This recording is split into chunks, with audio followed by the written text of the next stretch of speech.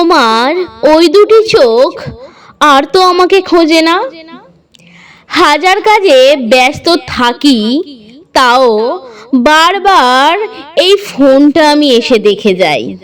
কই, আগের মতো তোমার ফোন তো আর আসে না। তোমাকে আমি স্বপ্নে দেখেছিলাম, ভালোবেসেছিলাম তোমাকে হৃদয় দিয়ে। আজ তুমি আমাকে আর মনে রাখোনি।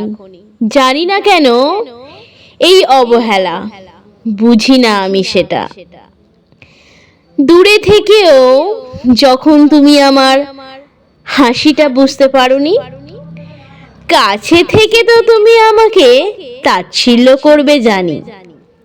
তবুও ভালোবাসা কখনোই থেমে থাকেনি আমার।